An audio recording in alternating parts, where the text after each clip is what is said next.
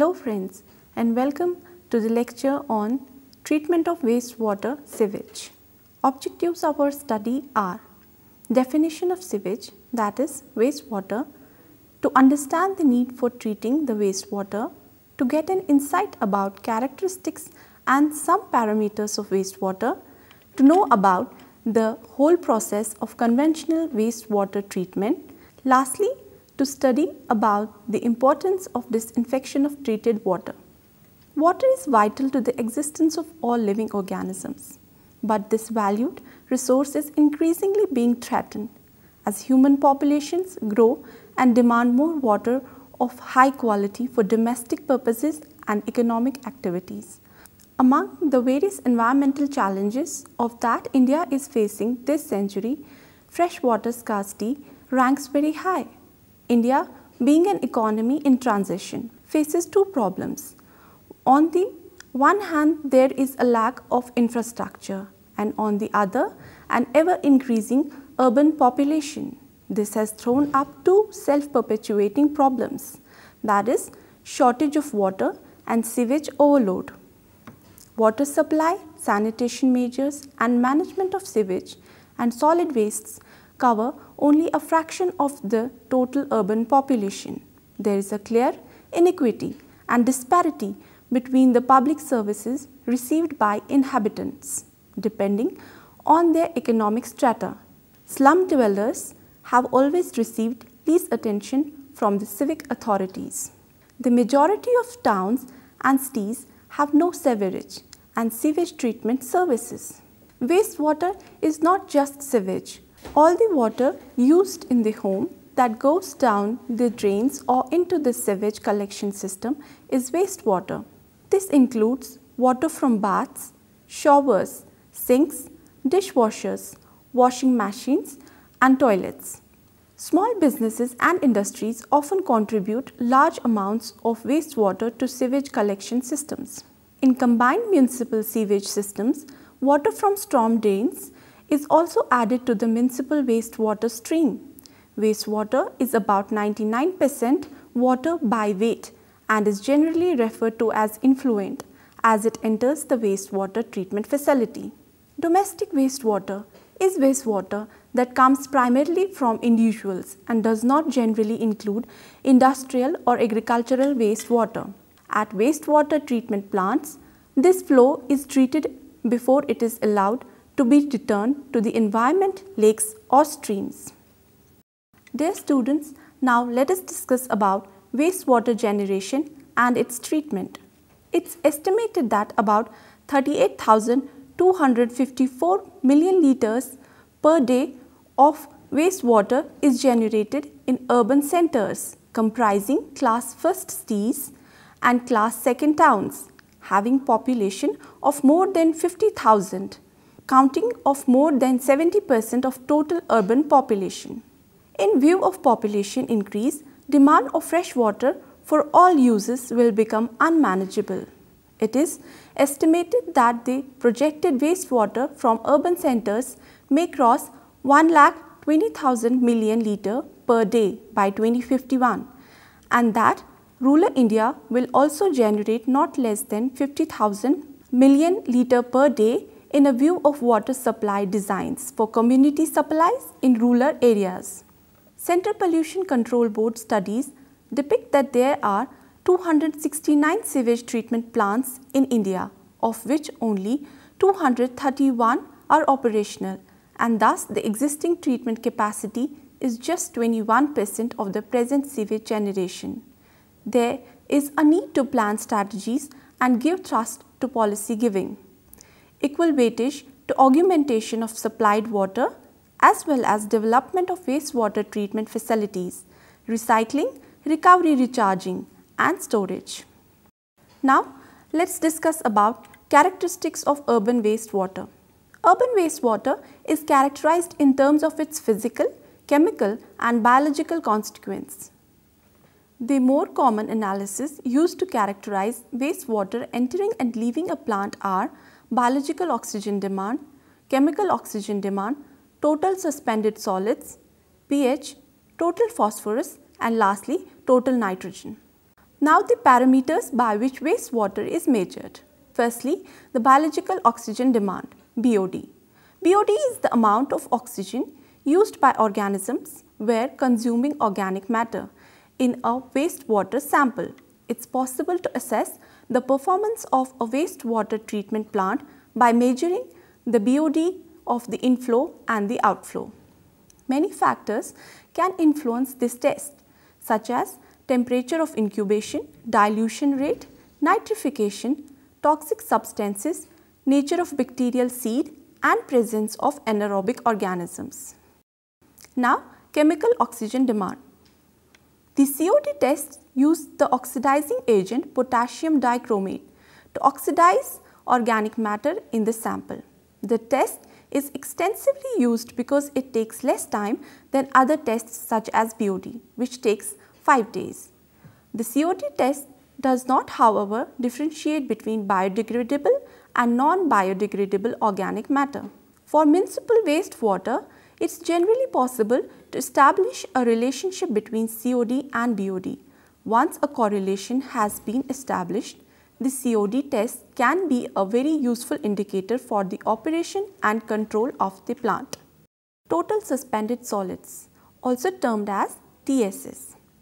TSS is the sum of the organic and inorganic solid concentrations and can be subdivided into suspended solids, organic solids, inorganic solids, and lastly colloidal suspended solids. Firstly, the suspended solids.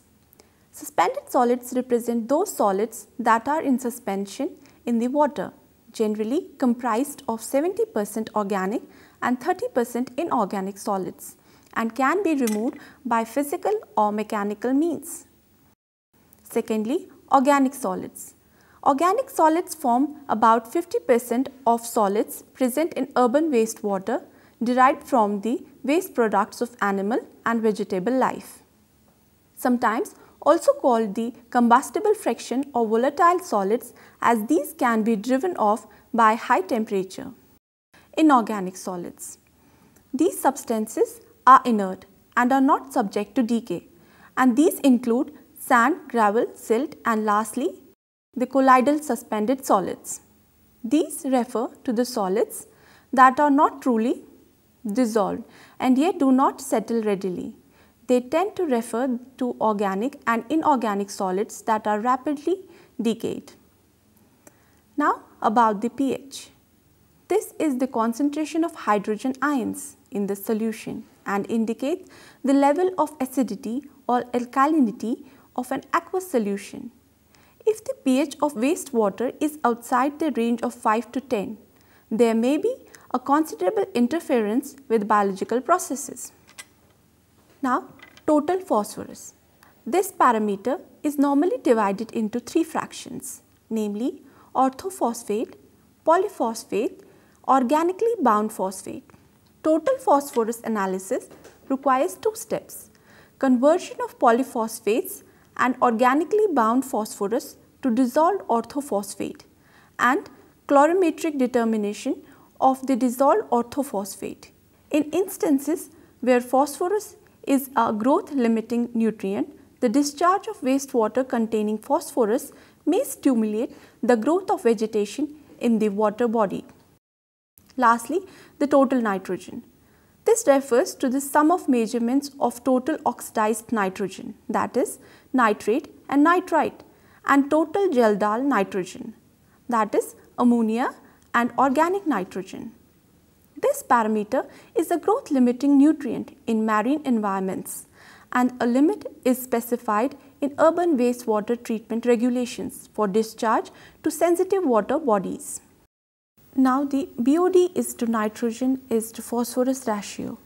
In order to operate satisfactorily, microorganism requires a balanced diet. This is normally achieved by maintaining the level of BOD is to nitrogen is to phosphorus in the wastewater at about the ratio of 100 is to 5 is to 1. Domestic sewage is not normally deficit in these elements, but industrial effluents may be, and this can lead to a nutrient deficiency in the inflow to a plant. Now, let's talk about Conventional wastewater treatment processes. Conventional wastewater treatment consists of a combination of physical, chemical and biological processes and operations to remove solids, organic matter and sometimes nutrient from wastewater. Firstly, the preliminary treatment. The objective of preliminary treatment is the removal of coarse solids and other large materials often found in raw wastewater. Removal of these materials is necessary to enhance the operation and management of subsequent treatment units. Preliminary treatment operations typically include coarse screening, grit removal, etc. Now, the primary treatment. The objective of primary treatment is the removal of sattleable organic and inorganic solids by sedimentation and the removal of materials that will float, that is scum, by skimming. Secondary treatment. The objective of secondary treatment is the further treatment of effluent from primary treatment to remove the residual organics and suspended solids. In most cases, secondary treatment follows primary treatment and involves the removal of biodegradable dissolved and colloidal organic matter using aerobic biological treatment processes. Aerobic biological treatment is performed in the presence of oxygen by aerobic microorganisms, principally bacteria, that metabolize the organic matter in the wastewater, thereby producing the more microorganisms and inorganic end products, principally carbon dioxide, ammonia and water. Several aerobic biological processes are used for secondary treatment, differing primarily in the manner in which oxygen is supplied to the microorganisms and in the rate at which organisms metabolize the organic matter. Common high-rate processes include the activated sludge processes, trickling filters or biofilters, oxidation ditches, and rotating biological contractors. A combination of two of these processes in series, for example, biofilter followed by activated sludge, is sometimes used to treat municipal wastewater containing a high concentration of organic material from industrial sources. Now, activated sludge process. The common suspended growth process used for municipal wastewater treatment is the activated sludge process. The municipal wastewater treatment is the biochemical oxygen demand removal. The removal of BOD is done by a biological process such as the suspended growth treatment process. The biological process is an aerobic process and takes place in the aeration tank in which the wastewater is aerated with oxygen. By creating good conditions, bacteria will grow fast. The growth of bacteria creates flocs and gases. These flocs are removed by a secondary clarifier.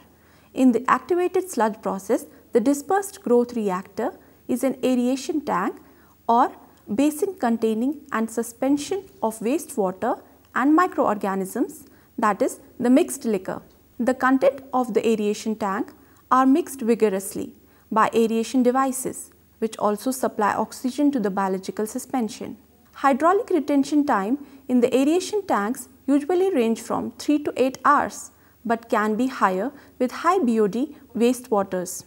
Following the aeration step, the microorganisms are separated from the liquid by sedimentation and the clarified liquid is secondary effluent. A portion of the biological sludge is recycled to the aeration basin to maintain a high mixed liquor suspension solid level.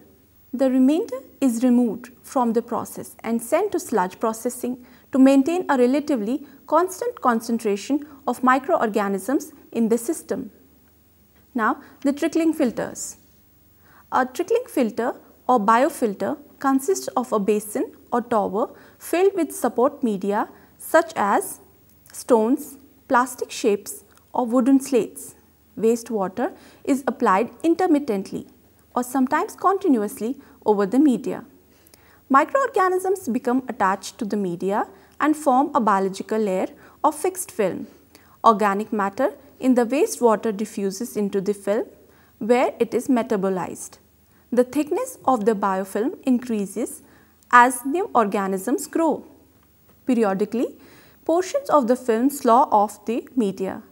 The slawed material is separated from the liquid in a secondary clarifier and discharged to sludge processing. Clarified liquid from the secondary clarifier is the secondary effluent, and a portion is often recycled to the biofilter to improve hydraulic distribution of wastewater over the filter. Rotating biological contractors. Rotating biological contractors are fixed film reactors to the biofilters in that organisms are attached to the support media. In the case of RBCs, the support media are slowly rotating discs that are partially submerged in flowing wastewater in the reactor. When coupled with a disinfection step, these processes can provide substantial but not complete removal of bacteria and viruses. However, they remove very little phosphorus, nitrogen, non-biodegradable organics or dissolved minerals.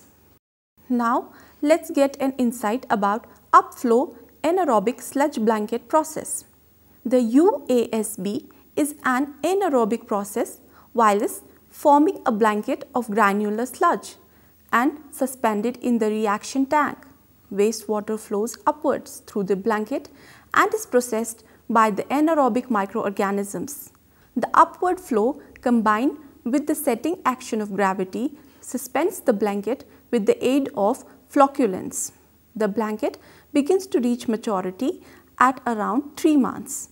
Small sludge granules begin to form whose surface area, which is covered in aggregations of bacteria.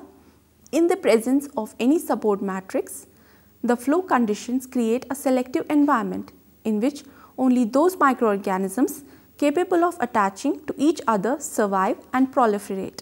The fine granular sludge blanket acts as a filter to prevent the solids in the incoming wastes to flow through as the liquid part does. Biochemical activities in UASB digesters comprise of bacterial actions which have 3 phases, and they occur in this sequence. Firstly, hydrolysis or solubilization.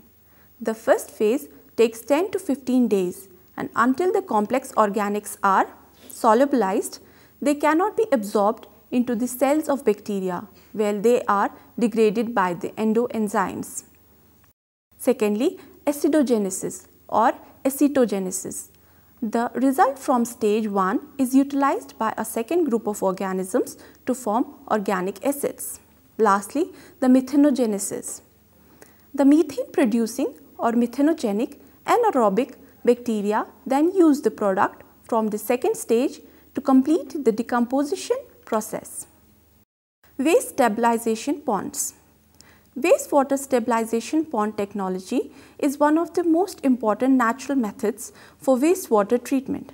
Waste stabilization ponds are mainly shallow, man-made basins comprising a single or several series of anaerobic, facultative or maturation ponds. Firstly, the anaerobic pond. These units are the smallest of the series. Commonly, they are 2 to 5 meter deep and receive high organic load equivalent to 100 gram BOD cubic meter per day. These high organic loads produce strict anaerobic conditions throughout the pond. In general terms, anaerobic ponds function much like open septic tank and work extremely well in warm climates. A properly designed anaerobic pond can achieve around 60% BOD removal at 20 degrees Celsius. Facultative ponds. These ponds are of 2 types, primary facultative ponds and secondary facultative ponds. Primary facultative ponds receive raw wastewater and secondary facultative ponds receive the settled wastewater from the first stage, usually the effluent from anaerobic ponds. Facultative ponds are designed for BOD removal on the basis of a low organic surface load to permit the development of an active algal population. This way, algae generate the oxygen needed to remove soluble BOD. The concentration of algae in an optimally performing facultative pond depends on organic load and temperature, but is usually in the range of 500 to 2000 milligrams chlorophyll per liter. Maturation ponds. These ponds receive the effluent from a facultative pond, and the size and number depend on the required bacteriological quality of the final effluent. Maturation ponds are shallow, 1.0 to 1.5 meter, and show less vertical stratification, and the entire volume is well oxygenated throughout the day. The main removal mechanisms, especially of pathogens and fecal coliforms, are ruled by algal activity in the synergy with photooxidation. On the other hand, maturation ponds achieve only a small removal of BOD, but their contribution to nitrogen and phosphorus removal is more significant. Aerated lagoons. The mechanical biological purification of wastewater takes place in one or more aerated lagoons according to the size of the plant, which are followed by a non-aerated sedimentation and polishing pond. The sewage coming from the canalization is normally led directly into the first aerated lagoon without mechanical purification. Liable to putrefy, matter should mainly be stabilized by aerobic processes to avoid odors and digested sludge coming up to the water surface. The oxidation ponds. Oxidation ponds are also known as stabilization ponds or lagoons. They are used for simply secondary treatment of sewage effluents. Within the oxidation pond, heterotrophic bacteria degrade organic matter in the sewage to produce cellular material and minerals. The production of these support the growth of algae in the oxidation pond. Fluidized bed reactor. Aerobic fluidized bed reactors, FBRs, are used as a new technology in wastewater treatment. An aerobic fluidized bed reactor with granulated activated carbon as carrier material can be operated under different conditions, including batch loading, semi-continuous loading and continuous loading. The basic idea behind the FBR is to have a continuously operating non-clogging biofilm reactor which requires no backwashing, has low head loss and high specific biofilm surface area. The FBR employs fixed film principle and makes the treatment process more user friendly because it does not require sludge recycle that is synonymous with conventional activated sludge process. Lastly, the sequential batch reactor. In this process, the raw sewage free from debris and grit is taken up for the biological treatment to remove organic matter, nitrogen and phosphorus. In this form, the sequences of fill, aeration, settle and decant are consecutively and continuously operated in the same tank. No secondary clarifier system is required to concentrate the sludge in the reactor. The system selected is capable of achieving firstly biodegradation of organics present in the wastewater by extended aeration process, secondly oxidation of sulfides in the wastewater, thirdly co-current nitrification and denitrification of ammoniacal nitrogen in the aeration zone, and lastly removal of phosphorus. Now the tertiary treatment. Tertiary wastewater treatment is employed when specific wastewater constituents which cannot be removed by secondary treatment must be removed.